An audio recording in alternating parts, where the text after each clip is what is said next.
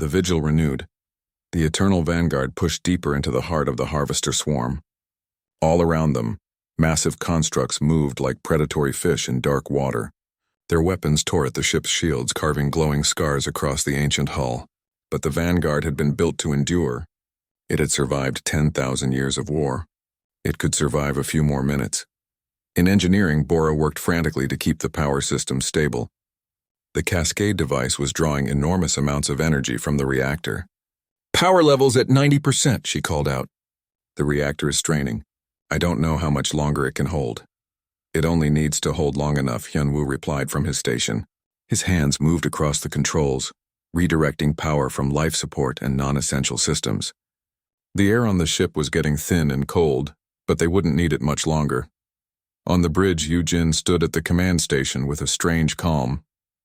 She had lived 100,000 years past her time, a ghost given one last chance to finish her mission. Fear had left her somewhere around hour 3 of the battle. Now there was only purpose. Jiwon monitored the tactical display, watching the retreating fleet. Most of them had made it to minimum safe distance. A few stubborn ships remained close, refusing to abandon the vanguard even though there was nothing they could do. "The fleet is clear. We can activate the device at any time." "Not yet," Yujin said. "We need to get closer to the central construct. The cascade effect spreads through their network connections. If we're at the center, it will spread faster and reach more of them." Sora worked at the communication station, her translator still recording everything for the historical record. Someone needed to remember what happened here. "I'm picking up transmissions from the planet. They're thanking us. They know what we're doing." "Tell them to remember," Yujin said quietly. "Tell them humanity fought for them.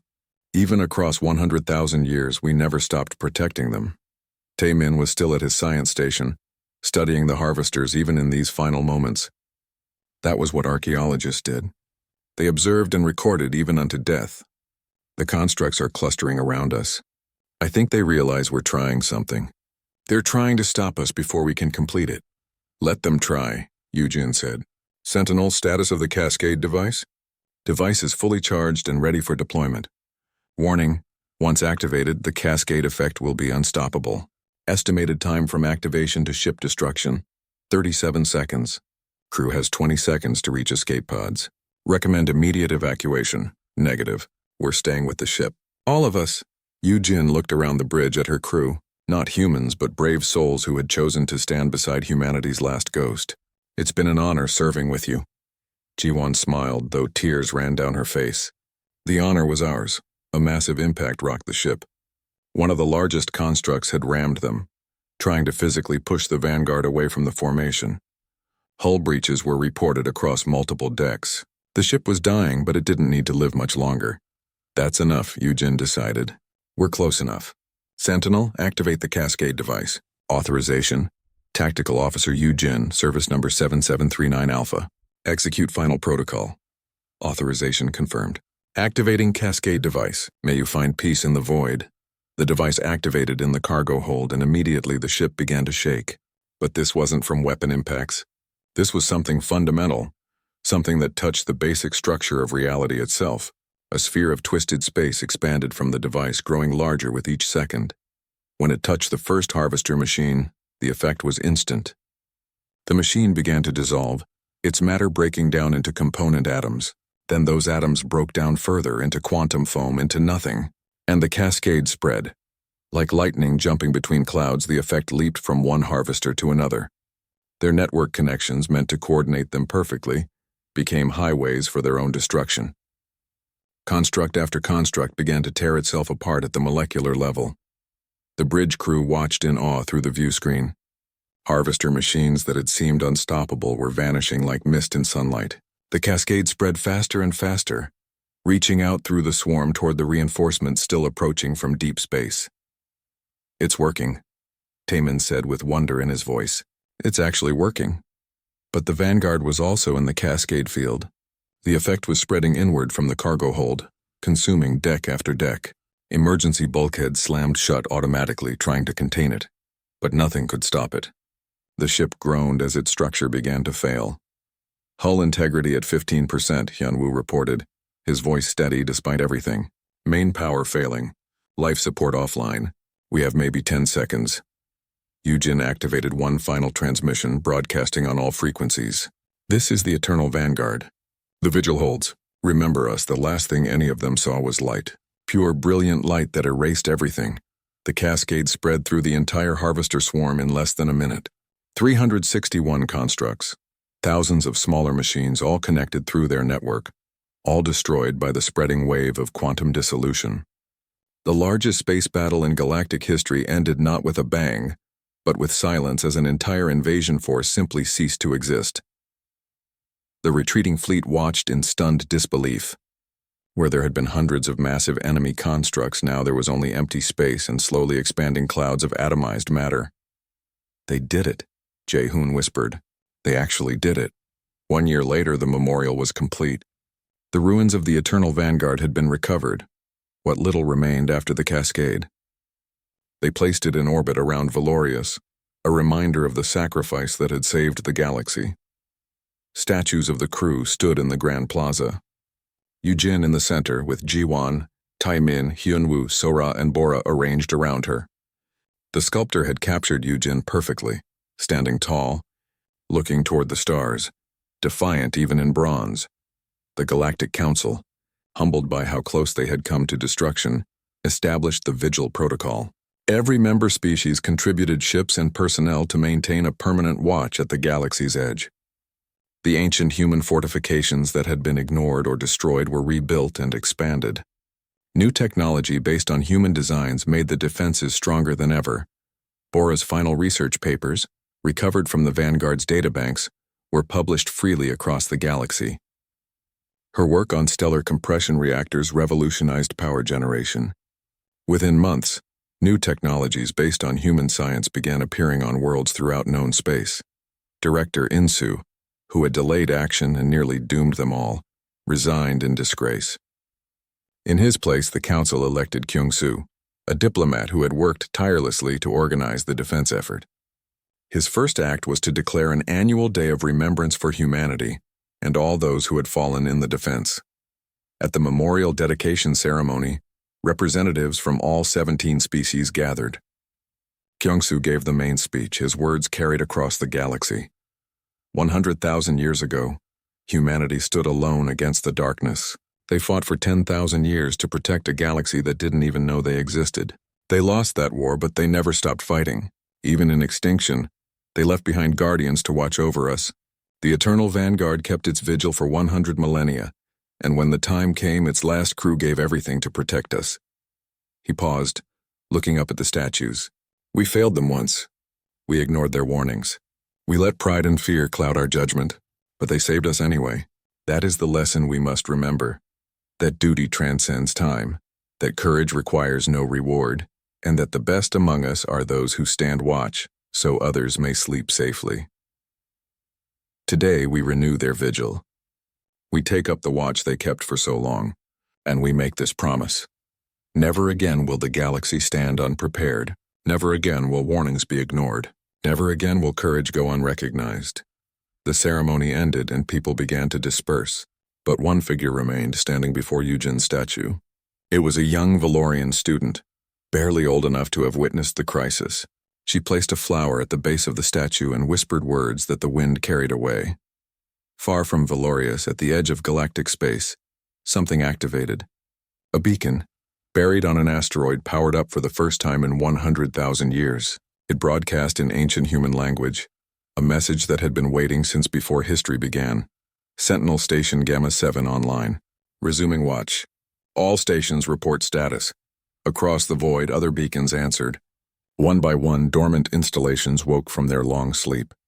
Humanity's defense network, scattered across the galaxy and beyond, began to reactivate. The vigil had never truly ended. It had only been waiting. In the deep archives beneath the memorial, technicians were cataloging the last data recovered from the Vanguard. Most of it was tactical information and crew logs. But one technician found something unusual. A personal file recorded by Yujin in the final minutes before the cascade. To whoever finds this, and I hope someone does. My name is Yujin. I was a tactical officer in the Human Defense Fleet. The human legacy. The evacuation of Tertius IV was chaos. 12 billion people trying to leave a world with transport capacity for only a fraction of that number. Ships from across the galaxy arrived to help. But it wasn't enough. Everyone knew it wasn't enough. They would save millions, but billions would remain when the harvesters arrived. Yujin watched the evacuation reports on the Vanguard's bridge with a hollow feeling in her chest. She had seen this before. Humanity had evacuated hundreds of worlds during their long war. Sometimes they saved most of the population. More often they didn't. The math was always cruel. "We're doing everything we can," Jiwon said, standing beside her. The captain had been working without sleep for 3 days, coordinating the evacuation efforts. "I know, but it won't be enough." Yujin pulled up tactical displays showing the approaching harvester swarm. 47 constructs, each one capable of consuming a world. "We need more time." "Then we'll buy it," said Jae-hoon, walking onto the bridge. The military captain had aged noticeably since his first encounter with the harvesters. "Fear did that to people, but fear could also forge steel. My fleet is ready. We'll engage them at the outer system boundary. Every hour we hold them is thousands more lives saved." Yujin nodded. "Sentinel, activate the Vanguard's weapon systems. All of them." The ship came alive around them. Systems that had been dormant for 100,000 years powered up with a deep thrumming that vibrated through the deck. Weapon ports opened across the massive hull, revealing armaments that glowed with barely contained energy. Hyunwoo monitored the power systems from his station. "The reactor is holding stable. But Captain, these weapons, I'm reading power outputs that could destroy a small moon." "That's the idea," Yujin said. "The harvesters don't respond to normal weapons. You need overwhelming force to stop them. Humanity learned to think big." She activated the tactical display showing the fleet positions. 40 ships total, arranged in a defensive formation around the Vanguard. "Remember the doctrine I taught you. Don't try to destroy them. You can't. The goal is to slow them down, damage them enough that they need to stop and repair. Make every shot count." Bora's voice came through from engineering. "Captain Yujin, we've finished installing the human weapon systems on the volunteer ships. They're not pretty, but they'll work. The quantum disruptors should be effective against harvester materials." "Good work. Now get to a safe position." "This is going to be brutal." "I'm staying," Bora replied firmly. "You'll need an engineer who understands this ship's systems." Yujin wanted to argue, but she understood. Everyone here had made their choice. They knew the risks. "Then strap in. This won't be like any battle you've seen before." The harvesters arrived exactly on schedule. They emerged from faster-than-light travel at the edge of the system, their massive forms blocking out the stars. The constructs moved in perfect formation, their geometric surfaces shifting and changing as they approached. "All ships, weapons free," Jae-hoon transmitted. "Make them remember this day." The fleet opened fire. Energy beams and kinetic rounds filled the space between them and the approaching enemy. The human-designed quantum disruptors fired bolts of twisted energy that tore at the fabric of reality itself. When they struck the constructs, whole sections of the massive machine simply ceased to exist, deleted from space. The harvesters responded. The constructs split open, launching thousands of smaller machines. Each one was the size of a warship, covered in weapons that fired streams of something that looked like liquid metal. When that substance touched a ship's shields, it began to eat through them like acid. "Evasive maneuvers," Jae-hoon shouted as his ship dodged a stream of the deadly material. "Don't let that stuff touch you!" The Vanguard moved forward, its massive bulk surprisingly agile for something so large. Yujin had Sentinel target the largest construct, the one in the center of the formation. "Full power to the main cannon." Let's see if they remember this. The ship's primary weapon was built into the bow, a massive barrel that ran through 3 decks. It charged up with a sound like reality screaming. Then it fired. The beam that emerged was pure white light, so bright it hurt to look at even through filtered screens. It struck the central construct and punched straight through it. The massive machine shuddered, its geometric patterns going chaotic. Then it began to collapse inward, imploding under its own mass. For a moment, the battle paused. Every harvester machine stopped moving, as if they were all processing what had just happened. Then they all turned toward the Vanguard. That got their attention, Yujin muttered. "All ships, defensive formation around the Vanguard.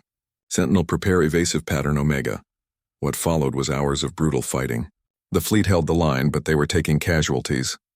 2 ships were destroyed when they got caught in the Harvester's acidic weapon streams.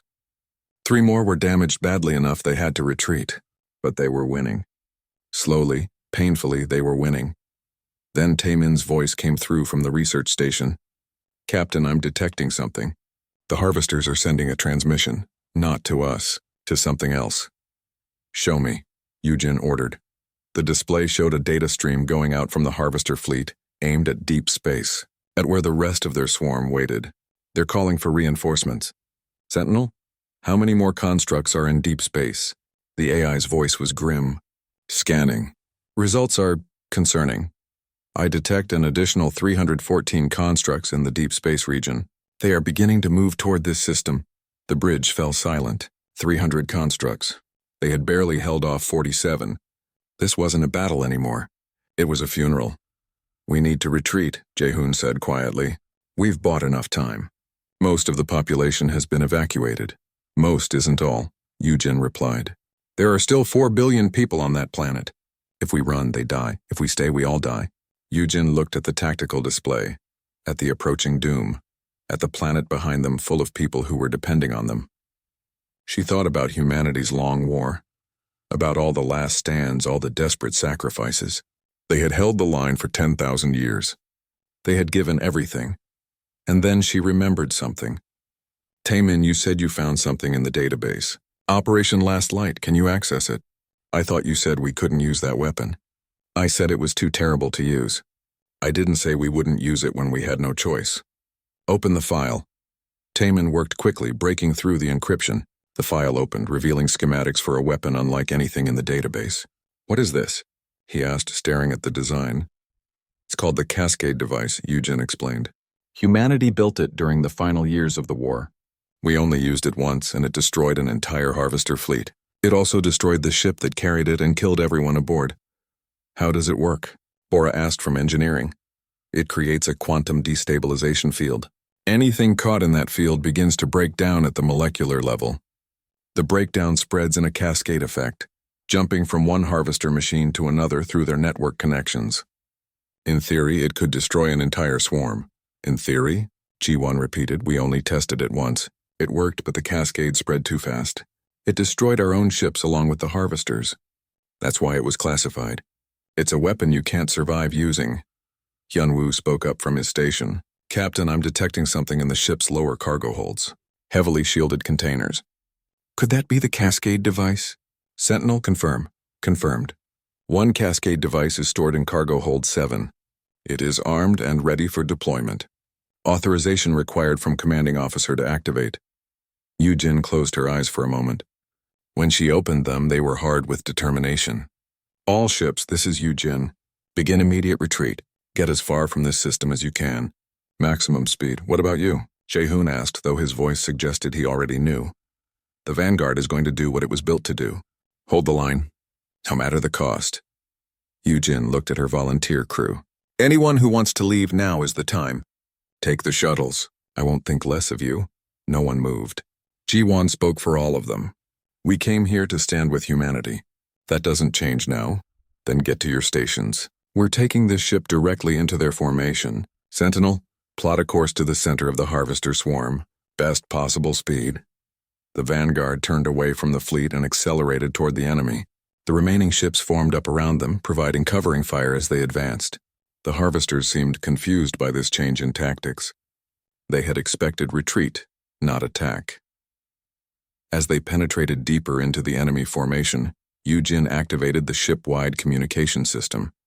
"To anyone listening, this is Tactical Officer Yujin of the Human Defense Fleet, commanding the Eternal Vanguard. 100,000 years ago, humanity fought a war to protect this galaxy. We lost that war, but we never stopped fighting. Today we finish what we started. To the people of Tertius IV, to all the species of the galaxy, you're welcome. The vigil holds." She cut the transmission and turned to her crew.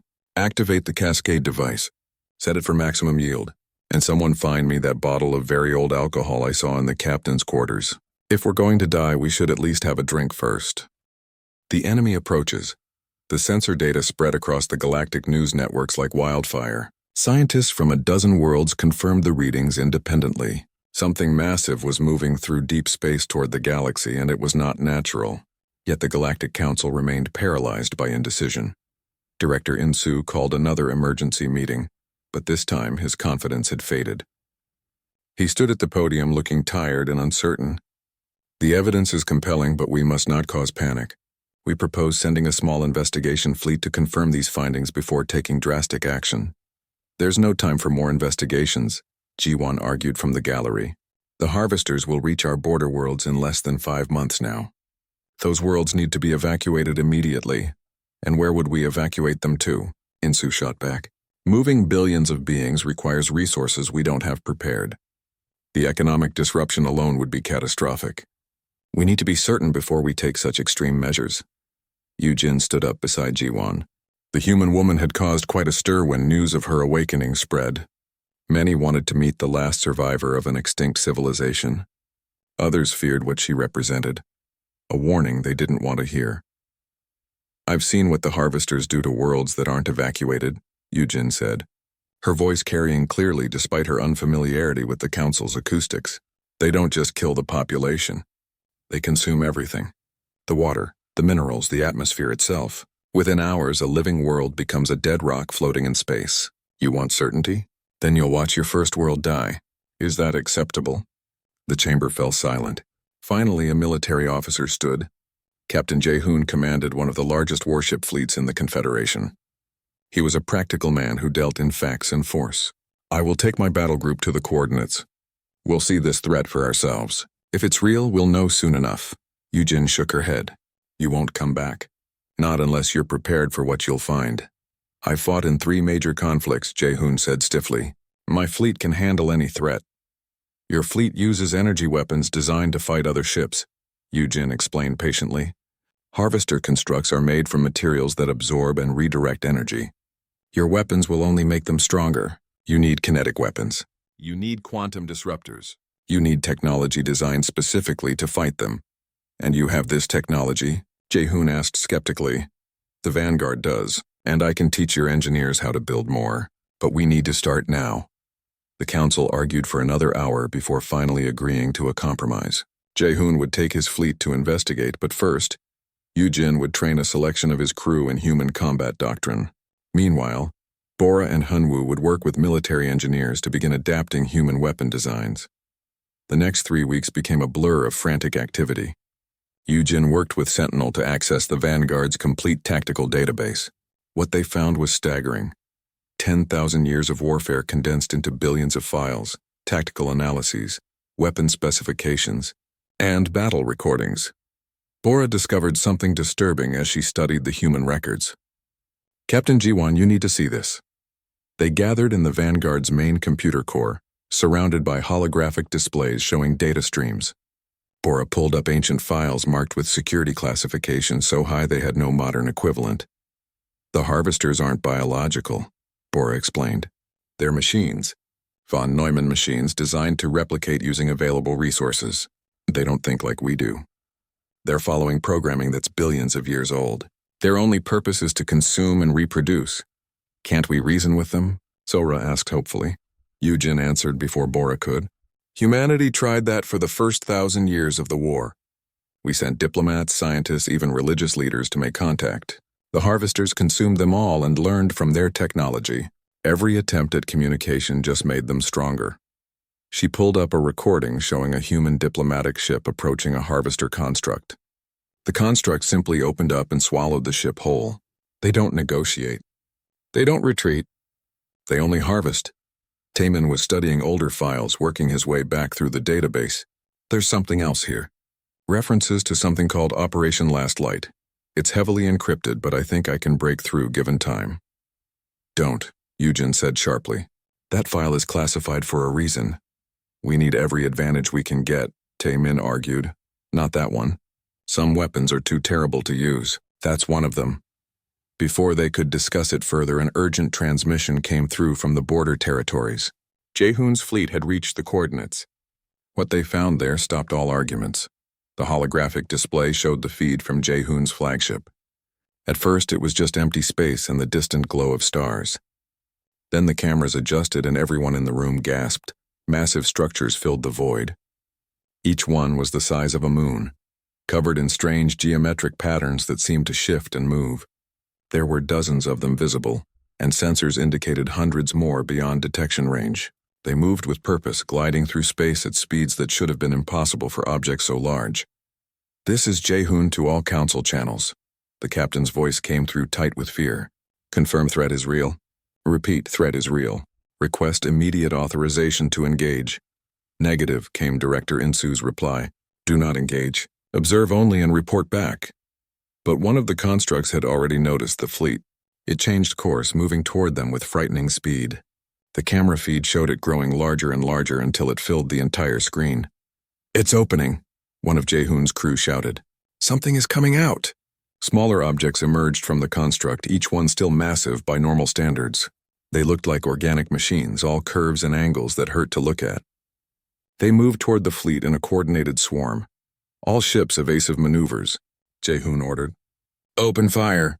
The fleet's weapons lit up space with brilliant energy beams. They struck the approaching objects directly. For a moment it seemed like the weapons were working. Then the attacking machines began to glow with absorbed energy, moving faster and growing brighter. "They're eating our weapons fire," Jaehoon's tactical officer reported in disbelief. "Every shot makes them stronger." "Switch to kinetic weapons," Jaehoon ordered. "Physical projectiles only." The fleet launched missiles and mass driver rounds. These weapons worked better, tearing through the attacking machines and leaving debris floating in space. But for every machine destroyed, 2 more emerged from the construct. The fleet was being overwhelmed. "Retreat," Jaehoon finally ordered. "All ships full reverse. Get us out of here." The fleet turned and fled, with the harvester machines pursuing. They lost 3 ships before finally escaping beyond the machine's range. The feed showed one last glimpse of the massive construct before the connection cut out. More constructs were appearing from deep space, dozens upon dozens of them, all moving toward the galactic border. The council chamber on Valorius erupted in chaos.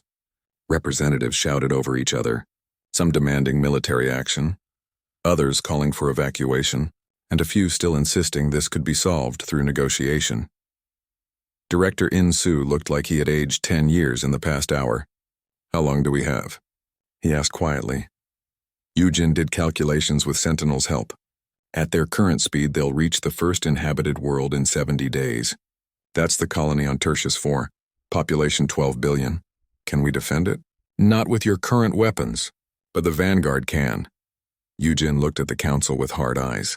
I can take the ship there and hold them off. Buy you time to evacuate and build better defenses. But I'll need volunteers, a crew to help me run the ship. And you'll need to start evacuating every world within 20 light years of the border. Now, today. "This is madness," someone shouted from the gallery. "One ship cannot hold back an entire invasion." Yujin smiled grimly. "Humanity held them off for 10,000 years, and toward the end we were down to a few dozen ships. The Vanguard was built to fight this enemy.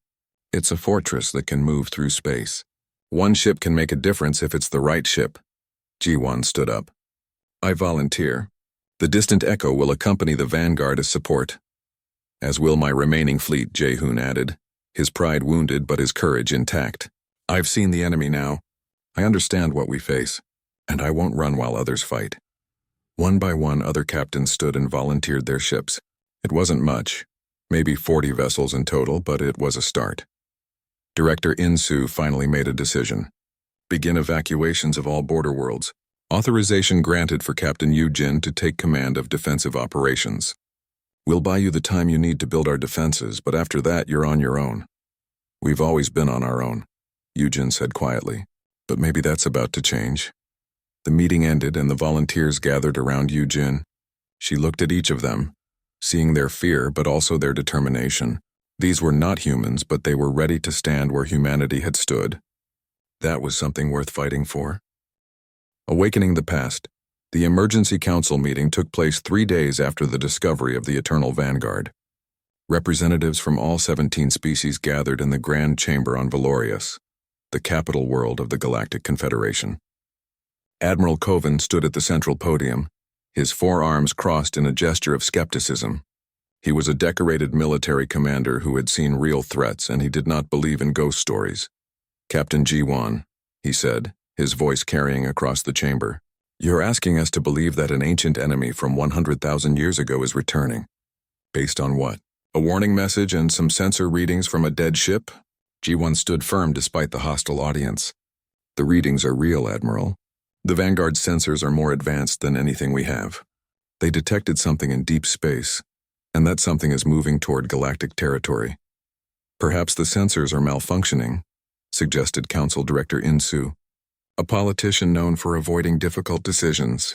After 100,000 years, we cannot trust such technology. Then explain the ruins, Taman spoke up from beside G1.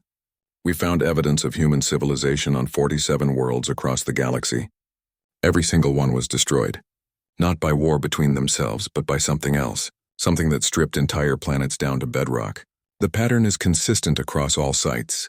The council chamber filled with murmuring voices. Some representatives looked worried, but most seemed unconvinced. Director Insu raised his hands for silence. Even if this ancient threat was real, it was defeated. The humans may have fallen, but they stopped whatever enemy they faced. We have nothing to fear from events 100,000 years in the past. Ji-won wanted to argue more, but Hyun-woo touched her arm and shook his head. The council had already made up their minds. They would not act on warnings from the dead. After the meeting ended badly, Ji-won gathered her team in a small conference room. They won't listen, she said with frustration. They think we're being paranoid. Then we continue without them, said a new voice. Everyone turned to see Bora entering the room. She was a quantum physicist with 3 advanced degrees and a reputation for solving impossible problems. She carried a datapad filled with calculations and looked excited despite the grim situation. I've been studying the power core of the Vanguard, Bora explained, sitting down at the table. The technology is incredible. It's a stellar compression reactor. It takes the energy output of a small star and compresses it into a stable field. One reactor could power an entire planet for centuries. That's impossible, Hyun-woo said. Our best reactors can barely power a city for a year. I know, but the humans built it anyway. And that's not the most interesting part. Bora pulled up holographic schematics. The ship is covered in weapons we don't understand. Defensive systems that bend space itself. And deep in the lower decks there are sealed chambers I cannot scan. Whatever is inside is shielded by technology so advanced it might as well be magic. We need to open those chambers, Taman said immediately.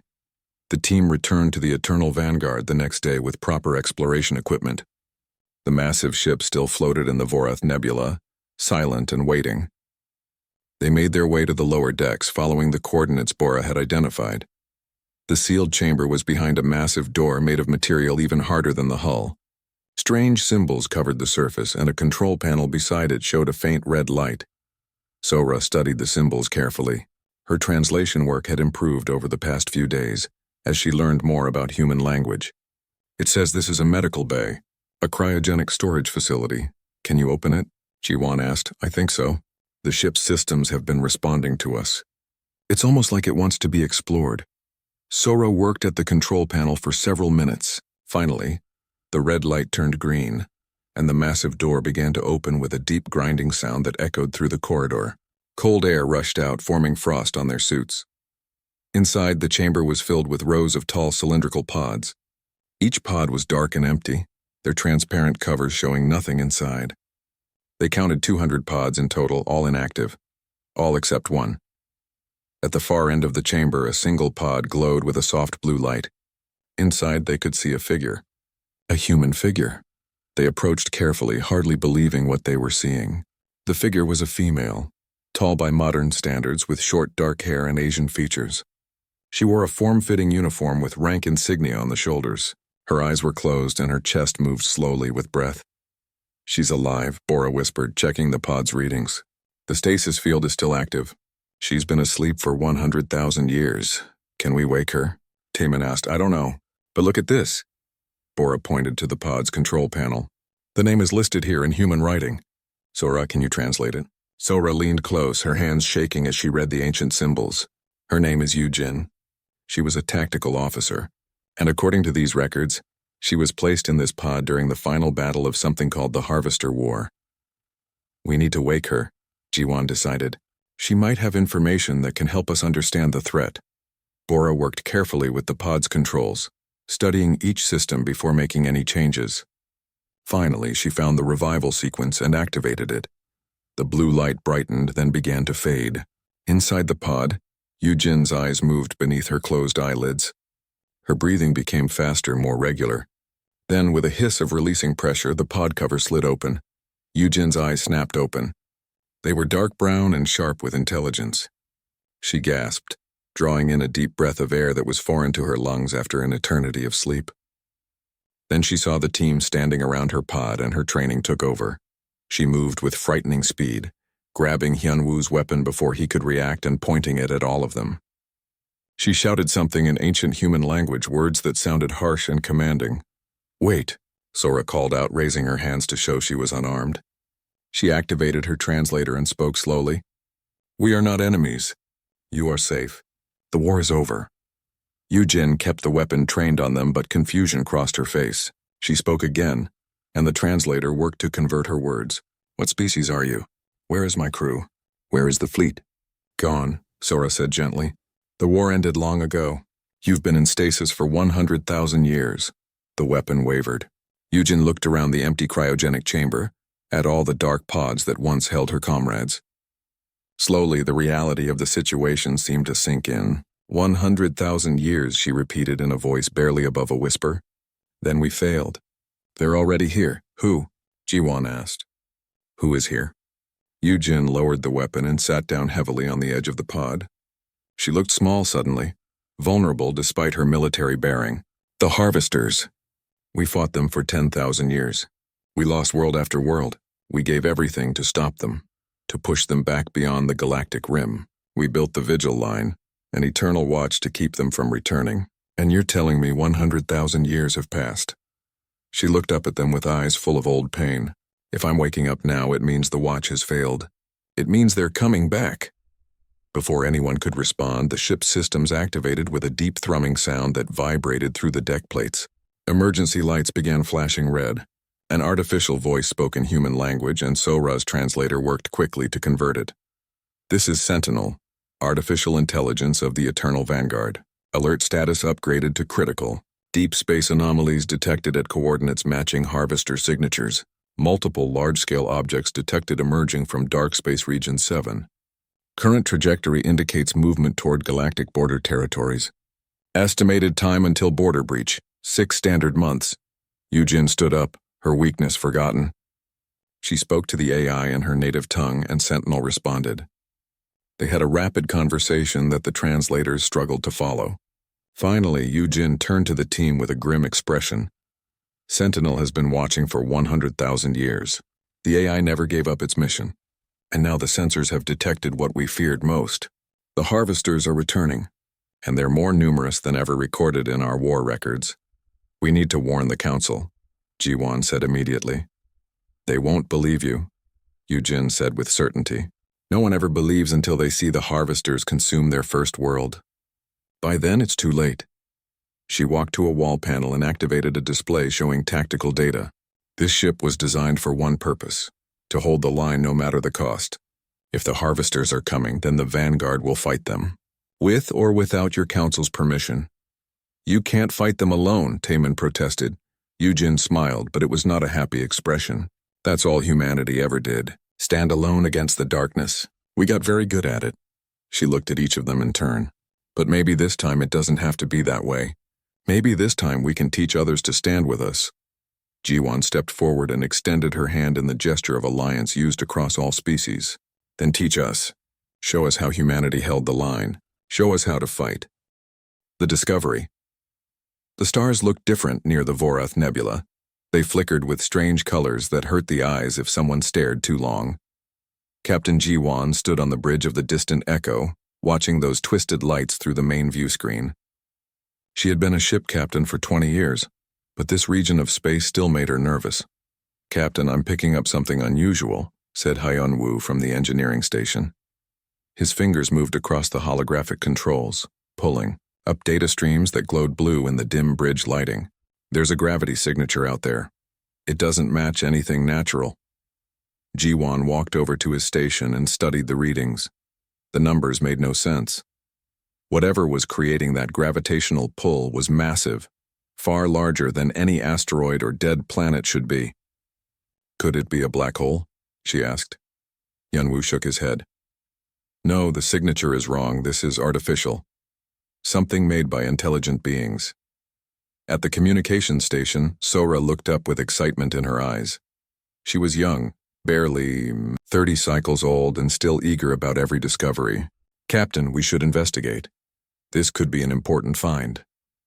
The Vorath Nebula is restricted space, Jiwon reminded her. We're here to map gravitational anomalies, not to chase mysteries into dangerous areas. But Captain, said Taemin from his position at the science station. The archaeologist had been quiet for most of the journey, studying old star charts and ancient records. Now his voice carried urgency. I've been comparing this signature to my database. It matches patterns we've found in ruins across the galaxy. Very old ruins. Pre-modern civilization ruins. Jiwon felt her pulse quicken. Pre-modern meant before the current age, before the 17 species had formed their confederation. It meant something from the dark times, when the galaxy was wild and unknown. How old are we talking about? Taemin's hands trembled slightly as he brought up comparison charts. At least 100,000 years, maybe more. The bridge fell silent. 100,000 years was an almost impossible span of time. Civilizations rose and fell in less. Stars were born and died in that time. What could survive so long? Take us closer, Jiwon decided. But slowly. Keep shields at maximum and weapons ready. The distant echo moved forward into the swirling clouds of the nebula. The colorful gases parted around the ship's shields, creating patterns that looked almost alive. For 2 hours they traveled deeper, following the gravity signature that grew stronger with each passing moment. Then they saw it. By the ancient stars. Sora whispered. The ship was enormous. It stretched across their view screen like a metal mountain floating in space. 15 kilometers long, maybe more. The hull was dark, almost black, covered with strange angular plating that looked nothing like modern ship design. Parts of it were scarred and burned, evidence of old battles. But it was intact.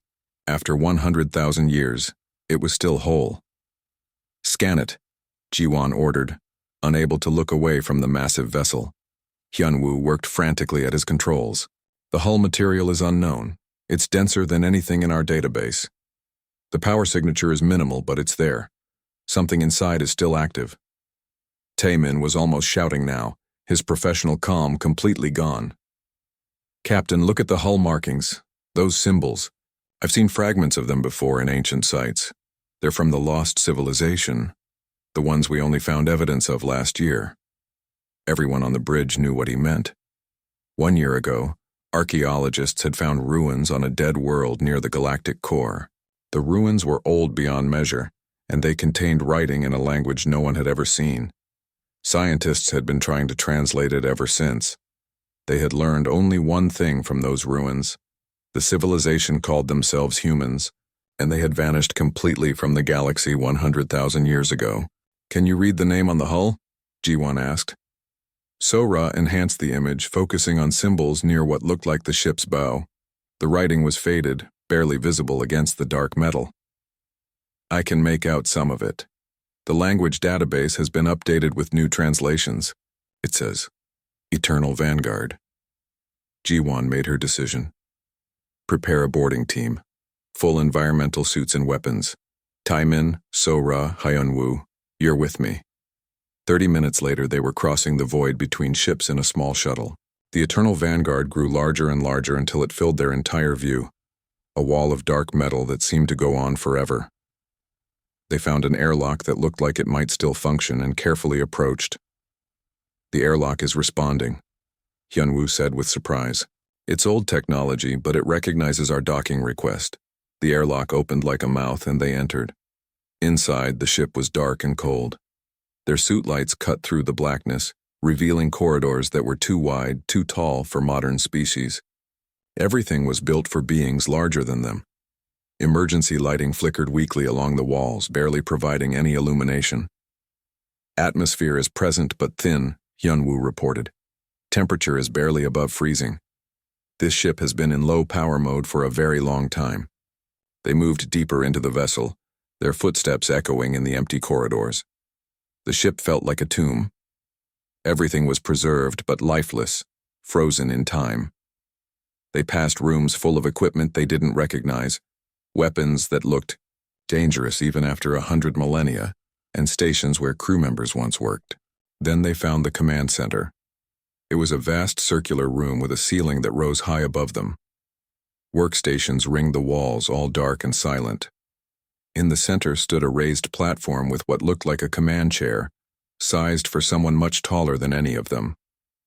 "Look for the computer core," Jiwan said. "There might be data we can access." Sora found a terminal that still showed faint lights. She connected her translation device and began working. "The computer system is incredibly complex. It's going to take time to—" The room exploded with light. Holographic displays flickered to life all around them, showing star charts and tactical data in languages they couldn't read. Alarms blared for a moment, then went silent. The team grabbed their weapons, spinning to face every direction at once. Then a figure appeared in the center of the room. It was a hologram of a human male, tall and broad-shouldered, wearing some kind of uniform. His face was stern, marked with scars and exhaustion. When he spoke, the words were in a language they had never heard, deep and commanding. Sora's translator struggled with the ancient tongue, but slowly words began to form. "This is Fleet Admiral Daehyun, final recording, Human Defense Fleet." The hologram flickered, showing battle scenes and burning worlds.